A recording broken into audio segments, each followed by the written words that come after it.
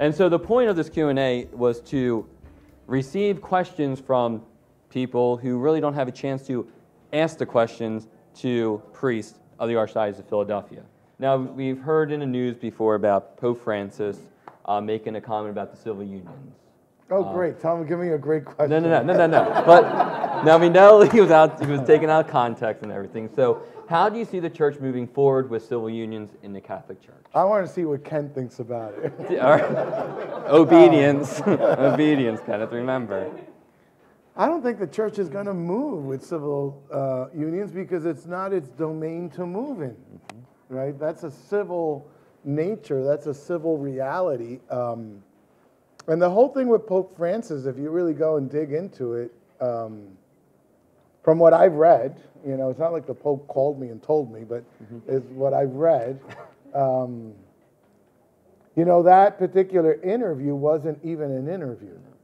It was an interview that Pope Francis did when he was the Archbishop of Buenos Aires. And they spoke about civil unions from the perspective of legal rights. And all he said back then was that, you know, if a gay couple is together, for a long time, and they too need to be respected in terms of their civil legal rights.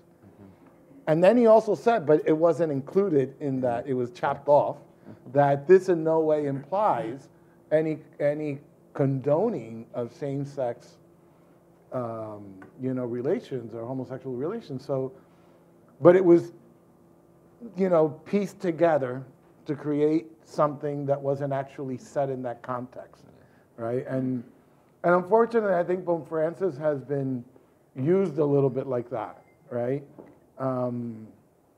Even those famous, you know, words, "Who am I to judge?" that everybody knows, but no one knows the context in which what came from, right? So that was an answer to a question on a plane. You shouldn't answer questions on planes.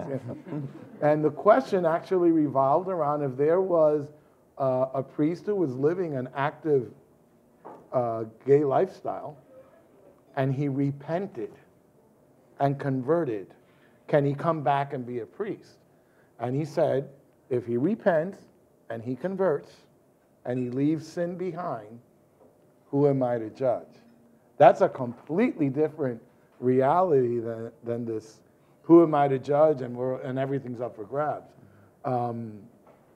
So I don't think the church is, it can't because of our Christian anthropology and our understanding of the reality of complementarity, that the way we understand and the way it is, you know, it's rooted in nature. It's not something we created, you know, that man and woman were made to complement each other, emotionally, physically, spiritually, and so civil unions is not. It's not an issue that the church would deal with because it has to deal with the civil world, not the sacramental world. Do I think that the Catholic Church would at some point allow? I would say pretty clearly no, because it is not rooted in our understanding of the human person and our Christian anthropology, which is rooted in a complementarity.